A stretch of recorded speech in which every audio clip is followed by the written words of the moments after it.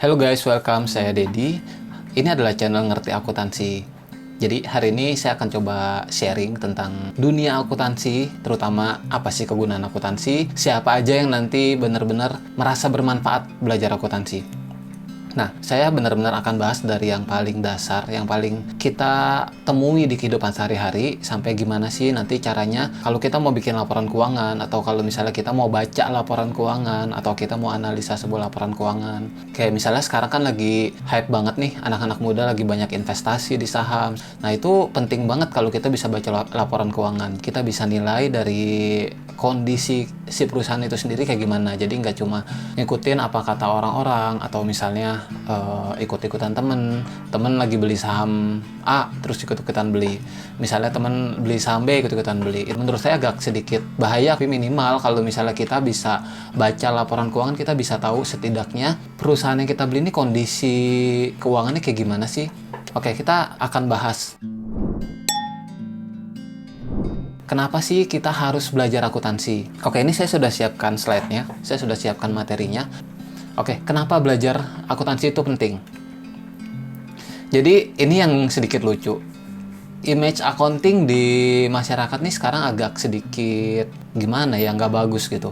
Ada yang bilang, aduh pusing lah, jadi accounting itu pusing, isinya angka semua. Terus yang udah jadi pelajar accounting pun selalu ngeluh gitu, aduh nggak balance nih, atau selisih terus gitu, akhirnya boring lah. Terus ada yang bilang sulit, terus kaku, banyak aturan, habis itu ribet, dan kadang juga bingung gitu, ini debit apa kredit ya, terus ini catatnya kayak gimana ya, kayak gitu. Padahal nggak segitunya juga sih anyway. Nah, dalam kehidupan sehari-hari, nyatanya accounting itu deket banget sama kita, kadang kita nggak sadar aja. Contohnya, misalnya kita beli ini mana nih? Misalnya kita beli makan. Kalau misalnya kita beli makan, itu tuh setiap kali kita melakukan pembayaran, itu tuh pasti ada yang namanya proses accounting, ya. Terus kalau misalnya kita beli buku contohnya, itu juga sama, itu proses accounting juga. Misalnya kita ada sewa rumah, kontrakan, atau misalnya sewa apartemen, atau beli rumah gitu misalnya, itu juga ada keterlibatan dari accounting. Terus misalnya kita punya beli mobil, misalnya kita beli mobil, itu juga ada. Terus kalau misalnya kita dapat hadiah nih, atau kita beli hadiah itu kan dibeli sama orang ya, atau kita yang beli, jadi itu juga tetap ada proses accounting. Terus kalau cewek-cewek itu suka ke salon, itu juga ada proses accounting. Terus kalau misalnya yang suka ngopi ke Starbucks, atau kayak ya beli kopi yang lagi ngehits zaman sekarang gitu, itu juga ada proses accounting. Isi bensin juga. Jadi intinya segala sesuatu, segala kegiatan yang terjadi di sekitar kita, di lingkungan kita, yang melibatkan perpindahan uang atau pembayaran gitu ya, itu semua pasti melibatkan accounting. Nah, lalu mana nih yang lebih penting untuk mengerti accounting? Orang yang mau bisnis kah, atau orang yang mau berkarir? Jadi kalau misalnya di sini, kalau misalnya ditanya gitu ya, mana yang lebih penting? Menurut saya keduanya penting, karena keduanya ini punya kebutuhan accounting yang sama-sama penting gitu, walaupun kadang kedalamannya yang dibutuhkan tuh kadang berbeda gitu. Oke, saya akan coba bahas satu-satu ya. Ini saya akan bahas tentang bisnis dulu. Jadi zaman sekarang itu anak muda itu udah mulai banyak yang terbuka ya tuh jalanin bisnis. Jadi anak muda ini banyak yang berlomba-lomba kayak bikin bisnis, bikin perusahaan, atau bikin startup gitu, ya kan? Ada yang bikin coffee shop, terus ada yang punya all shop, ada yang bikin barbershop, atau ada yang bikin buke bunga. Sekarang juga lagi rame banget, ada yang kayak bunga-bunga yang dibikin duit, atau kok bunga yang dibikin duit? Duit yang dibikin bunga, duit yang dibikin buke gitu. Itu kan sekarang juga lagi banyak banget, karena sekarang kayak lagi zamannya kasih-kasih ke orang barang-barang yang happening gitu. Nah, anak-anak muda ini juga sebenarnya ya mereka bagus juga gitu bikin bisnis, karena di satu sisi ya mereka juga jago marketing. Mereka jago marketing ini di sosial media, mereka juga mengerti digital marketing, terus juga mereka bisa ads juga, bisa YouTube. Jadi anak muda zaman sekarang tuh sebenarnya jago banget untuk marketingin. Terus mereka juga jago desain, mereka bisa Photoshop, bisa Adobe Illustrator, terus juga jago juga nih develop produk. Kayak sekarang itu banyak makanan yang kayak packagingnya itu dibikin unik gitu. Terus juga restoran-restorannya juga dibikin sekarang kayak enak banget lah, kayak betah buat nongkrong. Nah, terus juga selain itu juga networkingnya juga bagus. Kenapa kok bisa si networking bagus? Karena zaman sekarang tuh komunikasi sangat mudah ya, di sosial media, di Instagram, di Twitter, itu sekarang udah gampang banget. Nah, tapi tidak sedikit nih anak muda yang ternyata kok gagal dalam menjalankan bisnisnya. Kok kenapa gagal? Karena gagalnya nggak ada akuntansi. Tapi kok bisa ya nggak ada akuntansi kok bisa gagal gitu. Nah, saya coba ambil sedikit contoh dari fungsi accounting. Kenapa kok bisa gagal? Kenapa kok orang jalanin bisnis nggak ngerti accounting akhirnya bisa gagal gitu? Pertama, nggak jarang orang itu salah perhitungan. Dalam artian, salah perhitungan ini bisa dia salah menentukan harga jual. Harusnya modalnya itu dihitung-hitung harusnya misalnya 5.000. Ternyata dijualnya 4.000, ya rugi lah gitu kan. Terus salah investasi. Kata teman-temannya nih investasi di perusahaan ini bagus nih, tapi ternyata karena dia tidak mengerti accounting dan dia tidak bisa juga baca laporan keuangannya, akhirnya ternyata yang dibilang temennya ini nggak bener gitu. Habis itu salah ambil keputusan. Jadi namanya usaha kan pasti ada tempat ya. Paling mudahnya itu sewa tempat. Sewa tempat atau beli tempat lah. Kadang kita harus memutuskan yang benar karena sewa dan beli ini jelas sangat berbeda ya karakteristiknya, dan kita sebenarnya harus memutuskan berdasarkan kebutuhan kita. Kalau memang kita mampu beli, ya kita beli gitu. Kalau misalnya memang kita mampunya sewa, ya sewa. Dan itu ada plus minusnya sendiri-sendiri. Ini kita perlukan dalam mengambil keputusan ini, pada saat kita mau sewa atau pada saat kita mau beli, kita sangat membutuhkan namanya kondisi keuangan perusahaan kita. Lalu, nggak punya forecast, jadi nggak ada target sama budget. Jadi, kalau yang kayak gini nih, cenderung nanti usahanya itu nggak ada arah. Jadi dia nggak tahu tahun ini dia mau capai target di berapa. Terus untuk capai target itu dia nggak punya alokasi biaya, nggak punya budget. Berapa sih maksimum yang harus dikeluarkan? Gampangnya kayak gitu. Terus nggak ada kontrol. Nah ini banyak terjadi nih. Jadi kadang karena bisnis itu kan sibuk banget, banyak yang diurus. Masalah marketing lah, masalah meeting sama klien lah, ini itu segala macam. Akhirnya kan banyak yang kita serahkan ke staff. Saya nggak bilang semua staff itu nggak baik ya, tapi kita nggak bisa tutup mata juga bahwa ada juga gitu staff yang ternyata juga menyalahgunakan uang perusahaan gitu, dipercayakan sama bosnya tapi disalahgunakan. Terus juga banyak juga perusahaan-perusahaan apalagi yang dalam melakukan penjualannya itu dia kasih hutang.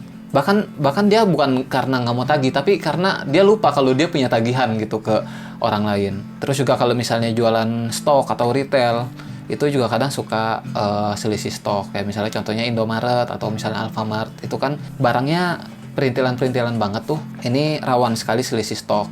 Dan ini harus dilakukan secara rutin, kontrol ini. Kadang kalau misalnya kita nggak lakukan secara rutin, nanti udah 5 tahun atau 10 tahun jalan bisnisnya, tiba-tiba stoknya hilang banyak, kita udah nggak bisa apa-apa lagi gitu. Lalu nggak ada pelaporan kinerja. Jadi perusahaan ini untung atau nggak untung tuh nggak tahu pokoknya. Intinya selama ada duit jalan terus gitu. Ini bahaya sekali. Kadang kenapa bahaya? Karena yang menentukan usaha kita untung atau nggak untung tuh bukan dari berapa banyak yang duit yang kita saat ini miliki di perusahaan itu. Terus juga uang pribadi dan bisnis kecampur. Ini juga sangat penting. Jadi pada saat company untung atau company rugi, ya pokoknya karena kecampur ini nggak ada catatan yang jelas. Dalam kondisi untung, dalam kondisi rugi, duitnya habis aja gitu semuanya. Tiba-tiba kayak gitu. Makanya penting sekali untuk buat teman-teman yang mau jalanin bisnis atau udah punya usaha yang saat ini belum punya accounting, saya sarankan untuk mulai belajar accounting. Karena ini sangat-sangat penting. Nah ini saya coba tarik garis besarnya. Kalau misalnya kita bisnis itu, minimal yang kita harus tahu itu konsep dasar accounting. Kalau kita sudah mengerti konsep dasar accounting, untuk kita memahami kondisi company itu udah lebih gampang gitu. Nah, habis itu udah mengerti konsep dasar accounting, nanti kita bisa membaca laporan keuangan. Kalau kita udah bisa baca laporan keuangan, otomatis kita akan tahu kondisi bisnis kita saat ini gimana sih.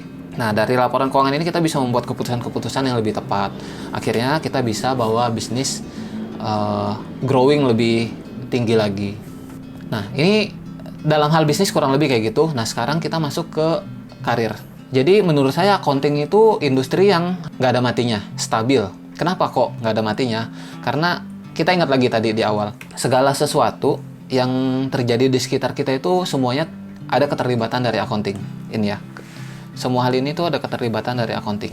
Loh, kalau misalnya semua itu ada keterlibatan accounting, berarti butuh banyak tenaga accounting dong. Ya, benar. Kalau misalnya teman-teman adalah akuntan yang secara skill, secara kompetensi bagus, saya yakin, saya percaya accounting itu tidak akan lekang oleh waktu. Jadi, selama masih ada bisnis, selama masih ada kehidupan manusia di dunia ini, pasti membutuhkan accounting. Jadi ini kenapa sangat penting untuk teman-teman juga yang masih belum mikir untuk bisnis, atau memang tidak ada ketertarikan untuk bisnis, memang ingin membangun karir. Accounting adalah salah satu karir yang menurut saya high demand gitu. Itu tadi kenapa accounting jadi high demand banget, karena memang di kehidupan sehari-hari ya banyak banget yang membutuhkan accounting. Lalu saya akan bahas tentang karir pet accounting. Apa aja sih? Kalau kita bisa accounting, kita bisa jadi apa aja gitu.